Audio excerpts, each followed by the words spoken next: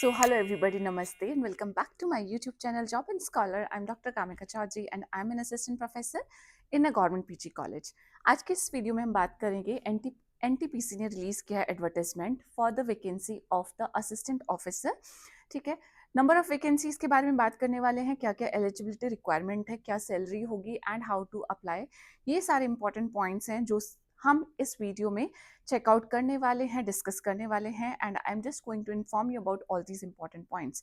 ठीक है, जो वैकेंसी है वो ग्रेजुएशन बेसिस की वैकेंसी है, आप लोग ग्रेजुएट हैं. अदरवाइज अगर आपका ग्रेजुएशन का एक पर्टिकुलर पैरामीटर फुलफिल नहीं होता है, उस केस में अगर आप पोस्ट ग्रेजुएशन भी है तो भी चलेगा. कितनी कितनी परसेंटेज चाहिए, वो सारी चीज़ें. तो सबसे पहले एनटीपीसी हमारी गवर्नमेंट ऑफ इंडिया की एंटरप्राइज है, जो कि आपकी one of the most powerful organization है in the ministry of power के अंडर जो आता है. ठीक है, in the area of your thermal and like NTPC is your national thermal power corporation limited. ठीक है, थर्मल एंड पावर जनरेशन का जो एरिया होता है उसमें. Now these are the positions that you can see. This is from where the advertisement starts begins. ठीक है, सबसे पहले नेम ऑफ द पोस्ट आपका क्या है. Your name of the post is assistant officer का post in environment management. Total number of vacancies are 20 vacancies. Qualification that is required is your graduate engineering degree in environment with at least 60% marks. ठीक है, तो graduate engineering की degree अगर आपके पास है environment में 60% marks के साथ में आप एलिजिबल होते हैं.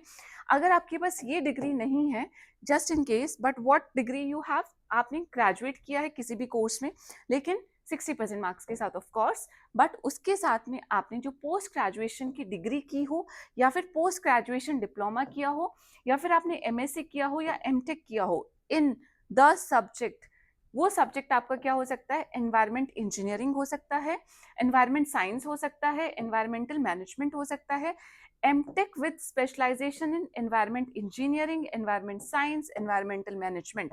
ठीक है, मीन्स आपने ग्रेजुएशन में बीए बीएससी बीकॉम जो भी किया है विद 60% ऑफ द मार्क्स, उसके साथ में आपको पीजी की डिग्री चाहिए, पीजी का डिप्लोमा चाहिए. अब पीजी की डिग्री डिप्लोमा में क्या क्या आ सकता है, आपने एमएससी किया है, एमटेक किया है. ठीक है, कौन कौन से सब्जेक्ट में आपका एमएससी या एमटेक हो सकता है.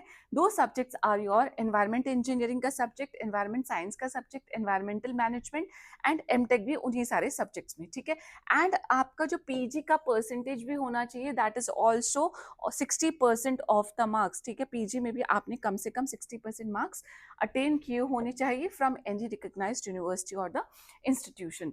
अपर एज लिमिट क्या है यहाँ पे, अपर एज लिमिट है आपके 30 ईयर्स ऑफ द एज.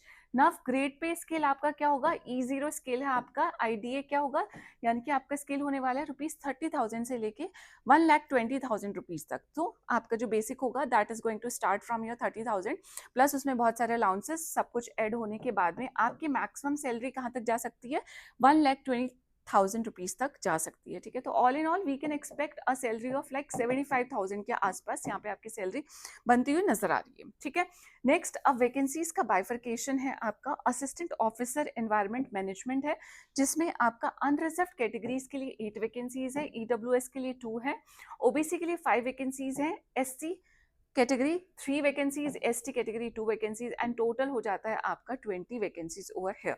ठीक है, हेल्थ क्या है कि बिफोर ज्वाइनिंग आपका health checkup, medical examination obviously conduct कराया जाएगा. नाउ कुछ जनरल कंडीशंस है कि सारी क्वालिफिकेशन फुल टाइम होनी चाहिए, पार्ट टाइम क्वालिफिकेशन यहाँ पे वर्क नहीं करेगी. सारा एज का, एक्सपीरियंस का, क्वालिफिकेशन का जितना भी आपका कॉम्पिटिशन है वो लास्ट डेट पे कंप्यूट होगा. लास्ट डेट है इसकी आपकी, I think I have read it somewhere, last date अभी मेंशन कर दूंगी मैं, कहीं पे जरूर मेंशन था. Okay, last date is your 22 of May 2026. ठीक है, तो 22 ऑफ मई 2026 को आपको अपना सारा कैलकुलेशंस करना है एज का, क्वालिफिकेशन का, एंड आपको अप्लाई करने की जो लास्ट डेट है वो भी 22 मई ही है. ठीक है, now category once filled in online application form, उसको वो चेंज नहीं कर सकते हैं. बाकी जो आपका एज का रिलैक्सेशन है that is going to go according to the central government का रूल्स. सो आपका रिजर्वेशन यहाँ पे जरूर प्रेजेंट है for all the reserve categories. For example आपका क्या है, 5 ईयर्स का रिलैक्सेशन मिलेगा for all the SC ST category candidates, 3 years का होगा अगर आप ओबीसी कैटेगरी से बिलोंग करते हैं, and so on. Now okay, selection criteria क्या होने वाला है? सिलेक्शन क्राइटेरिया में आपके कंप्यूटर बेस्ड टेस्ट रखा गया है एंड उसके बाद में आपका एक इंटरव्यू रखा गया है। जो कंप्यूटर बेस्ड टेस्ट होगा उसका जो वेटेज है वो 85% होने वाला है एंड जो इंटरव्यू है उसका वेटेज आपका 15% होने वाला है, ठीक है ना। जो कंप्यूटर बेस्ड आपका टेस्ट आपका रखा गया है सीबीटी, उसमें आपके दो पार्ट्स आने वाले हैं।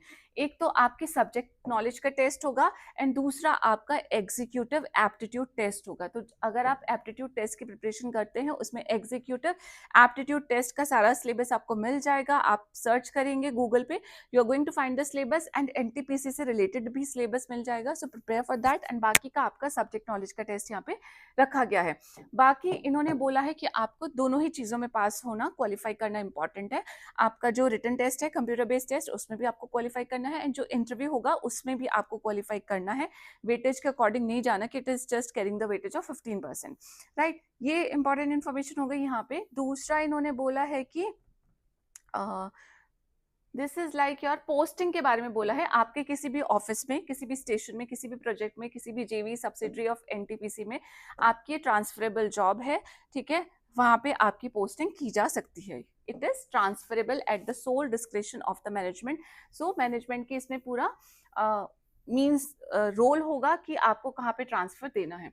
नाउ नेक्स्ट इंपॉर्टेंट जो इन्फॉर्मेशन यहाँ पे है कि आपका इन केस ऑफ एनी कोई भी हाउ टू अप्लाई वाला सेक्शन देख लेते हैं, ठीक है। हाउ टू अप्लाई वाले सेक्शन में है कि आप ntpc.co.in पे जाएंगे एंड वहां जाके आपको फीस पेमेंट करना है। फीस पेमेंट कैसे है कि general, EWS and OBC category candidates के लिए ₹500 की नॉन रिफंडेबल फीस है and SC ST PWBD SM category and female candidates need not to pay the application fees. आप किसी भी कैटेगरी की फीमेल कैंडिडेट है, आप SC ST या PWBD कैंडिडेट है या XSM कैंडिडेट हैं, तो उस केस में आपको कोई फीस नहीं सबमिट करनी है यहाँ पे, ठीक है। आपका पेमेंट ऑनलाइन ऑफलाइन दोनों मोड में हो सकता है, जिस भी मोड में आप करना चाहते हैं वो कर सकते हैं। Now after applying online the candidate is required to download the application slip generated and उसके बाद उसका यूनिक आइडेंटिफिकेशन नंबर आपको फॉर्म फिल करते टाइम अपलोड करना पड़ेगा। अब आपके पास कुछ लिस्ट ऑफ डॉक्यूमेंट्स है जो प्रेजेंट होने चाहिए बिफोर यू स्टार्ट अप्लाइंग। कौन कौन सी वो लिस्ट ऑफ डॉक्यूमेंट है? सबसे पहले आपके पास क्लास 10th का पासिंग सर्टिफिकेट प्रेजेंट होना चाहिए, मार्कशीट प्रेजेंट होनी चाहिए।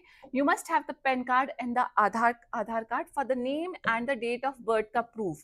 अब ग्रेजुएट इंजीनियरिंग की डिग्री भी आपके पास प्रेजेंट होनी चाहिए, इनमें से किसी भी स्पेशलाइजेशन में। Final provisional for both graduation and post graduation. तो फाइनल डिग्री है तो भी चलेगा, अगर आपके पास प्रोविजनल डिग्री है तो भी चल जाएगा, ठीक है। consolidated mark sheet, transcript, all semester mark sheet clearly indicating aggregate of the percentage, ये भी आपके पास प्रेजेंट होना चाहिए। मार्क्स कन्वर्जन का फॉर्मूला आपका CPGA, CGPI, DGPA, whatever the method your university is using, उसको परसेंटेज में कन्वर्ट करके आपको चेक करना पड़ेगा, ठीक है। अगर आप रिजर्व कैटेगरी से बिलोंग करते हैं तो आपके पास कास्ट या डिसेबिलिटी सर्टिफिकेट आपके पास प्रेजेंट होना चाहिए। OBC non creamy layer certificate should be in the central format for the current financial year. आप चेक कर लेना 2026-27 में ओबीसी नॉन क्रीमी लेयर जितने भी कैंडिडेट्स हैं उन लोगों के लिए जो सर्टिफिकेट है ओबीसी एनसीएल का, उसका फॉर्मेट क्या है, उसी के अकॉर्डिंग अपना जो आपका सर्टिफिकेट है आप उसे अपडेट कराएं। एंड देन ये ईडब्ल्यूएस कैंडिडेट का सर्टिफिकेट है एंड लास्ट में आपका डिसेबिलिटी सर्टिफिकेट भी आपके पास प्रेजेंट होना चाहिए।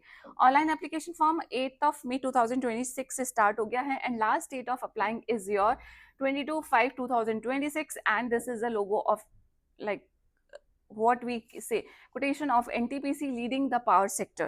So this was about this particular vacancy. अगर आप इनमें से किसी भी particular subject से belong करते हैं, आपके पास MSc environmental में या environment engineering में, basically assistant officer environment management की ही पोजीशंस हैं, ठीक है। If you belong to all these categories, अगर आप लोग खुद से इस सब्जेक्ट से नहीं बिलोंग करते हैं, यू नो समबडी जो इस सब्जेक्ट से बिलोंग करता है, तो आपकी क्या रिस्पॉन्सिबिलिटी है that you share this video with that particular fellow, with that particular person to whom you know, ठीक है। सो इसके अलावा ये जो आपको दिख रहा है अभी advertisement, you are going to find the link of this particular advertisement into your pinned comment. Just go and search for the pinned comment. I'm again telling you, the link is not going to be present into the description box because वहाँ पे जब हम link मैं put up करती हूँ तो there is certain changes after I save it ना, so link just get changed. So that is why I've started putting the link into your pinned comment. तो आप pinned comment में जाके link check कर सकते हैं. इसके अलावा आपको कोई भी query है, कोई भी परेशानी है, कोई भी और संकट है तो आप मुझसे ज़रूर पूछ सकते हैं.